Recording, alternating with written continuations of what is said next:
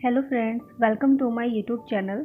अक्सर आप अपनी डेली लाइफ में इस तरह के सेंटेंसेस, इस तरह के वाक्यों को बोलते हैं, जैसे मेरे साथ ही ऐसा क्यों होता है, या फिर उनके साथ ही ऐसा क्यों होता है, या फिर अच्छे लोगों के साथ ही ऐसा क्यों होता है, या फिर मेरे साथ ही ऐसा क्यों हुआ। तो यहाँ पर आपने नोटिस किया होगा, साथ ही ऐसा क्यों होता है हर वाक्य में, हर सेंटेंस में बार बार रिपीट हो रहा है। तो इस तरह के वाक्यों को इंग्लिश में कैसे बोला जाता है, आज की वीडियो में हम सीखेंगे। तो फ्रेंड्स, साथ ही ऐसा क्यों होता है, इसको हम इंग्लिश में बोलेंगे why does it happen to. Why does it happen to, साथ ही ऐसा क्यों होता है, इसको आप इंग्लिश में बोलोगे why does it happen to. आइए अब इसके सहायता से हम सेंटेंस को इंग्लिश में बनाना सीखते हैं। फर्स्ट सेंटेंस है, मेरे साथ ही ऐसा क्यों होता है।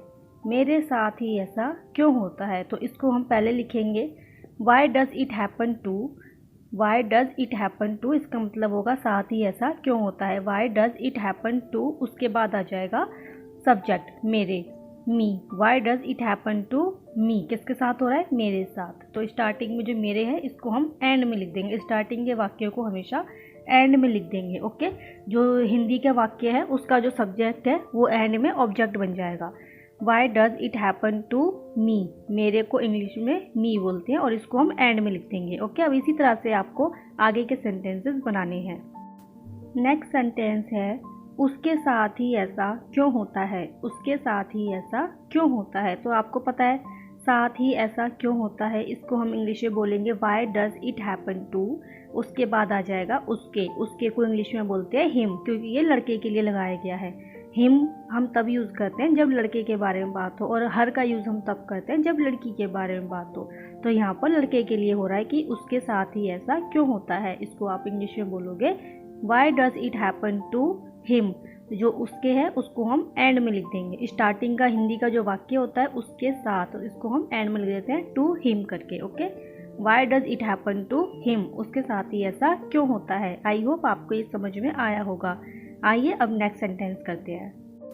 नेक्स्ट सेंटेंस है, अच्छे लोगों के साथ ही ऐसा क्यों होता है। अच्छे लोगों के साथ ही ऐसा क्यों होता है, इसको आप इंग्लिश में बोलोगे why does it happen to good people. अच्छे लोगों को इंग्लिश में गुड पीपल बोलते हैं। अच्छे को गुड बोलेंगे और लोगों को इंग्लिश में पीपल बोलते हैं।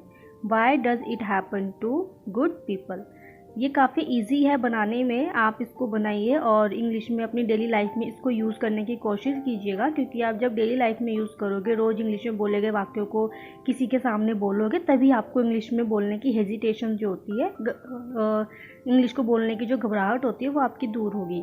तो अब से आप ऐसे ही बोलिएगा why does it happen to good people.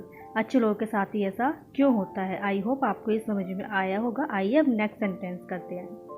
Next sentence है, मेरे साथ ही ऐसा क्यों हुआ। मेरे साथ ही ऐसा क्यों हुआ, इसको हम बनाएंगे why did it happen to me. मेरे को इंग्लिश में मी बोलते हैं। Why did it happen to me. अब आप सोच रहे होंगे कि इसमें वाई के बाद डज क्यों नहीं आया, डिड क्यों आया है। डिड इसीलिए आया है क्योंकि इस वाक्य को हिंदी में पढ़िए, मेरे साथ ही ऐसा क्यों हुआ।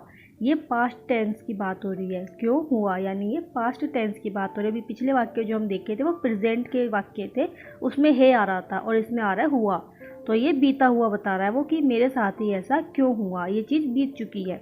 तो इसको हम इंग्लिश में बोलेंगे, जब हम पास्ट टेंस को यूज़ करते हैं तो उसमें हम डज की जगह डिड का यूज़ करेंगे, okay. Why did it happen to me. Why did it happen to me, मेरे साथ ही ऐसा क्यों हुआ। इसे भी आप अपनी डेली लाइफ में काफ़ी बार यूज़ करते हैं। अब से आप इसको इंग्लिश में बोलिएगा why did it happen to me, okay. अब नेक्स्ट सेंटेंस करते हैं। नेक्स्ट सेंटेंस है, तुम्हारे साथ ही ऐसा क्यों होता है। तुम्हारे साथ ही ऐसा क्यों होता है, तो इसको आप बनाइए what does it happen to. इसके बाद आप लिखिएगा, इसको आप बनाइए और कमेंट करके मुझे बताइए कि आपने इसको इंग्लिश में कैसे ट्रांसलेट किया है, ताकि मैं चेक कर सकूं कि आपने सही बनाया है या नहीं बनाया है, और मुझे पता चल सके कि आपको ये वीडियो समझ में आई है कि नहीं आई है। वो तभी पता चलेगा जब आप कमेंट करके मुझे आंसर करके बताओगे इसका, ओके। आई होप आपको ये वीडियो समझ में आ गई होगी। अगर आपको वीडियो अच्छी लगी हो तो वीडियो को लाइक करें, शेयर करें, चैनल को सब्सक्राइब करें। मिलते हैं अब नेक्स्ट वीडियो में। Bye bye, take care.